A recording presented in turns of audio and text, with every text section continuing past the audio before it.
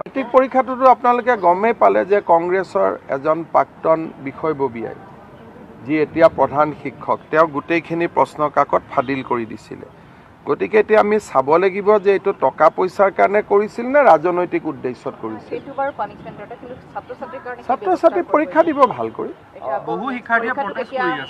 এইটো থাকে। এইবোৰ আপোনালোকে বৰ বেছিকৈ প্ৰচাৰ নকৰিব। পৰীক্ষা হ'ব নালাগে বুলি এছাম পৰীক্ষাৰ্থীয়ে মনত ভাবে, কিন্তু আমাৰ ল'ৰা ছোৱালী হয়, তেওঁলোকক বুজাই বঢ়াই পৰীক্ষা দিয়াব লাগে।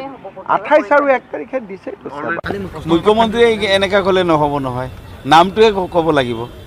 যিগৰাকী হেডমাষ্টাৰ গ্ৰেপ্তাৰ হৈছে তেওঁ প্ৰাক্তন কংগ্ৰেছৰ বিষয়ববী আছিল। আৰে এইটো এটা কথা হ'ল নেকি? হেডমাষ্টাৰ ইজ হেডমাষ্টাৰ, কংগ্ৰেছী কোন কংগ্ৰেছী জড়িত আছিল মুখ্যমন্ত্ৰীয়ে ক্লিয়াৰ কৰক আগতে। এনেই ৰাইজৰ আগত কিবা এটা কৈ দিলে হ'ব নেকি? নিজৰ ব্যৰ্থতাটো আছেই, লগতে কংগ্ৰেছ যদি কনস্পিৰেচিত আছে তেতিয়াহ'লে ফাদিল কৰিব লাগে, একশ্যন ল'ব লাগে, ইনকুৱাৰী কৰিব লাগে, ৰাইজৰ আগত ক্লিয়াৰ কাট নাম নিদা চব দিব লাগে। প্ৰশ্ন কাকত ফাদিলৰ অভিযোগ, গ্ৰেপ্তাৰ হোৱা এজন শিক্ষক আপোনালোকৰ ঘনিষ্ঠ, আপোনাৰ ঘনিষ্ঠ, আপোনাৰ পত্নীৰ ঘনিষ্ঠ, আৰু তেওঁ কংগ্ৰেছী বুলিও কৈছে।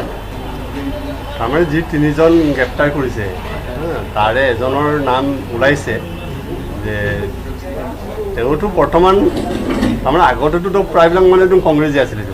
এতিয়া বিজেপি মন্ত্ৰী এম এল এৰ লগতো প্ৰাক্তন কংগ্ৰেছী। আমাৰ বহুত আগতে কংগ্ৰেছ কৰিছিলে, তাৰপিছত কংগ্ৰেছ ত্যাগ কৰিলে, তাৰপিছত ইণ্টাৰভিউ দিলে, চাকৰি পালে। অসমৰতো প্ৰায়বিলাক মানুহেতো আগতে কংগ্ৰেছী আছিলে, কংগ্ৰেছীপূৰ্ণ হয়। মুখ্যমন্ত্ৰীও কংগ্ৰেছী, পাৰ্লিয়ামেণ্টাৰী এফেয়াৰ্ছ কংগ্ৰেছী, আমাৰ পাব্লিক হেল্থৰ মিনিষ্টাৰ কংগ্ৰেছীপূৰ্ণ হয়।